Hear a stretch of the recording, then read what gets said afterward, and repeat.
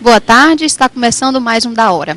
Os medicamentos são substâncias químicas exaustivamente testadas, usadas para o tratamento das doenças. Também faz parte dessa situação a noção que todos nós temos de que essas drogas, todas elas, sem exceção, apresentam duas ações completamente distintas. Uma que é o benefício de curar e a outra que é a capacidade de agravar as doenças já existentes e, por vezes, causar outras enfermidades como a dependência. Apesar dos problemas de saúde da maioria dos brasileiros pobres, que mal conseguem ter acesso a alimentos básicos, e das doenças comuns entre a classe média e os ricos, o uso abusivo e irregular de medicamentos cresce numa velocidade preocupante. Há uma drogaria para cada 3 mil habitantes, mais que o dobro da recomendação pela Organização Mundial da Saúde. Drogas químicas podem ser compradas por telefone e pela internet, com ou sem receita médica, infelizmente. Balconistas diagnosticam doenças e tratam pessoas com remédios da moda, dos analgésicos às pílulas contra impotência. Com isso, o uso de medicamentos é a principal causa de intoxicação no Brasil, e o abuso dessas substâncias é uma das principais causas de doenças em todo o mundo. E para discutir esse assunto conosco, convidamos aqui o Paulo Sérgio Dourado Arraes, que é doutor em saúde pública, membro do Comitê Científico do 3º Congresso Brasileiro sobre o Uso Racional de Medicamentos e Departamento de Farmácia da Faculdade de Farmácia, Odontologia e Enfermagem da Universidade Federal do Ceará. E também é membro do Grupo de Prevenção ao Uso Indevido de Medicamentos. Boa tarde. Contamos aqui também com o apoio de Assunção Gomes Adeodato, enfermeira, especialista em saúde, educação em saúde, atuando como professora da FAMetro na prática de saúde mental. Boa tarde também, Bruno. Contamos aqui também com a ajuda do professor Jean Alves Cabral Macedo, que é naturologista, e do Dr. Mourão, psiquiatra e professor titular da Universidade Federal do Ceará, UFC. Boa tarde a todos. Boa tarde.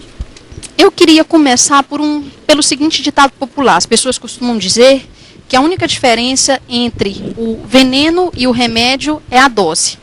Há realmente ainda esse erro no que diz respeito à dosagem? Você pode começar para nós? Boa tarde a todos os telespectadores.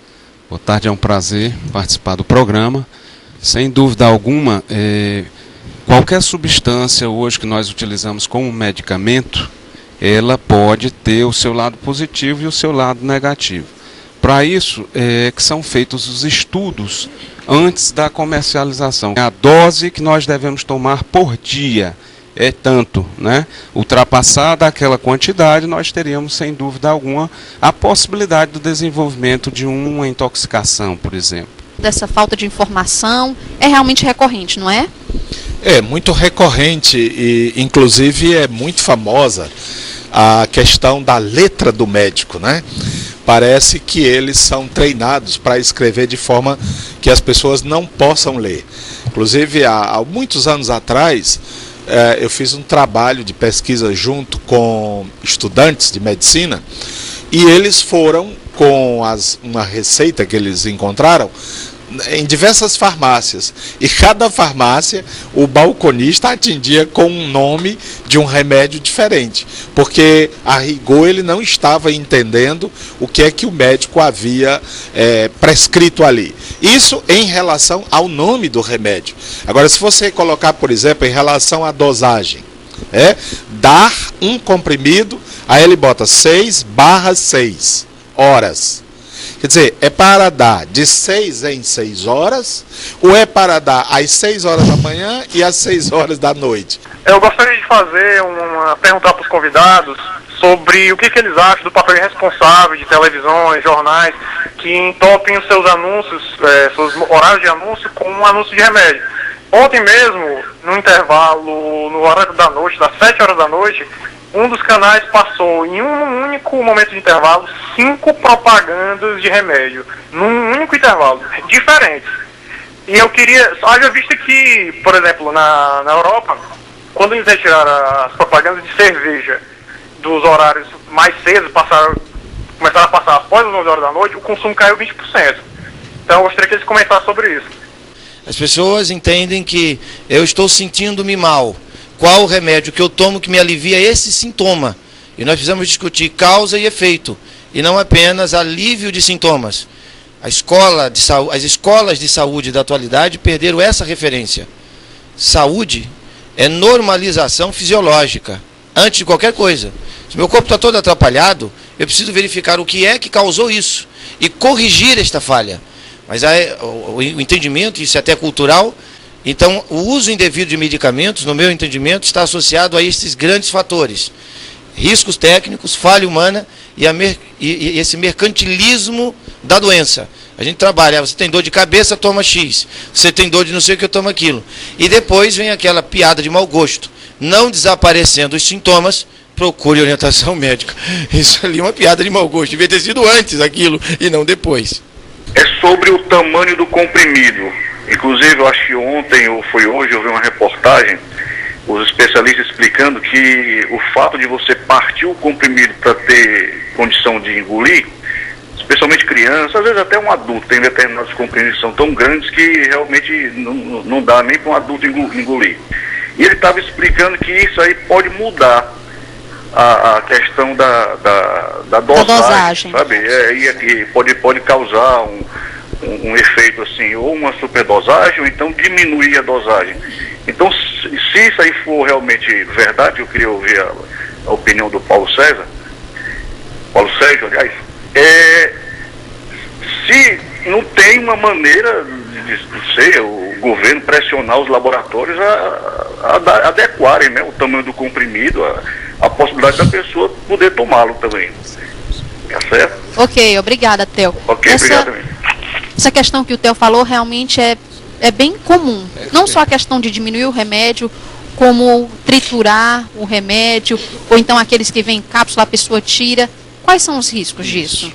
Existem riscos importantes, tanto no que diz respeito à mudança da própria qualidade do produto, né? Por exemplo, nós temos muitas substâncias que elas não podem ser expostas ao ácido gástrico do estômago, né? Então elas vêm revestidas. A partir do momento em que eu divido o comprimido, eu estou quebrando exatamente essa proteção que nós temos no comprimido. Existem outras situações onde nós temos os medicamentos de ação prolongada, né? Que a gente são cápsulas e ali você tem a liberação gradativa durante o dia todo. Então, na medida em que você fraciona isso, abre e até macera, né, esmaga e dissolve na água, você está liberando uma grande dose do medicamento de uma vez. E isso a gente vê muito, por exemplo, problemas com idosos, né? Os idosos realmente têm dificuldade de engolir um comprimido grande, né? E aí, quais são as observações que eu faria aí para o ouvinte? Na verdade, hoje, a Anvisa, que é quem coordena toda essa área, ela tem um sistema de ouvidoria, né? E ela pode estar recebendo essas, digamos assim, essas denúncias de que os comprimidos não estão adequados para os pacientes adequados, né? Que existe uma dificuldade grande, e isso a Anvisa pode solicitar à própria indústria que elabore uma nova fórmula onde você possa ter um medicamento mais compacto, né? Essa seria uma saída. Com quem eu falo? Messias. Oi, Messias, qual que é a tua pergunta? Então, assim, primeiramente eu quero parabenizar o programa, é muito bom. Muito obrigada. Que você, Veralina, além de ser linda, é uma ótima apresentadora. Obrigada. Então, a questão foi comentado aí, abordado o tema de dosagem, essas coisas assim, mas a questão da pessoa hipocondríaca. Qual a melhor maneira de abordar esse assunto? E qual o tratamento que tem disponível a fácil acesso? Professor, quanto à pergunta do nosso telespectador, nessa questão das pessoas que têm compulsão, esse problema, essa compulsão. Curiosamente, eu tenho um conjunto de pessoas que têm essa tendência, e essa tendência está associada a uma condição cultural.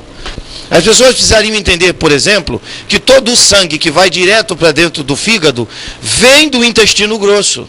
Como é que um fígado pode funcionar com um sujeito que come 1 quilo de comida por dia, carne de porco, tripa de porco torrada, baião de 2 e farinha, toma uma cachaça, bebe 2 cervejas em cima, come um pudim, e ele quer um fígado que funcione.